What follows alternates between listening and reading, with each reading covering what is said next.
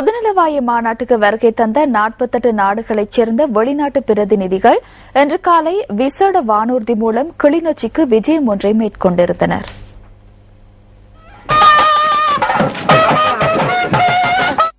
கிளிநொச்சி இரணைமடு விமான நிலையத்தில் வந்து இறங்கிய வெளிநாட்டு பிரதிநிதிகளை கிளிநொச்சி மாவட்ட அரசாங்க அதிபர் ரூபாவதி கேதீஸ்வரன், மேலதிக அரசாங்க அதிபர் ஸ்ரீனிவாசகன், வடமாகாண சபை உறுப்பினர் தவநாதன், நீர்ப்பாசன திணைக்கள உத்தியோகத்தர் சுதாகரன், குடிவழங்கல் திணைக்கள உத்தியோகத்தர் பாரதிதாசன் ஆகியோர் வரவேற்றனர். இரணைமடு நீரை யாழ்ப்பாணத்திற்கு கொண்டு செல்லும் திட்டத்தை பார்வையிட்ட வெளிநாட்டு பிரதிநிதிகள் பின்னர் செஞ்சூரில் சிறார் இல்லத்திற்கு விஜயம் மேற்கொண்டார்கள். அத்துடன் கிளிநொச்சியில் உள்ள தையல் தொழிற்சாலை, கைப்பணி உற்பத்தி தொழிற்சாலை, வீட்டு உற்பத்தி தொழிற்சாலை முதலியவற்றுக்கும் சென்று பார்வையிட்டனர். கிளிநொச்சி விஜயத்தை நிறைவு செய்த வெளிநாட்டு பிரதிநிதிகள் யாழ்ப்பாணத்திற்கான பயணத்தை மேற்கொண்டார்கள்.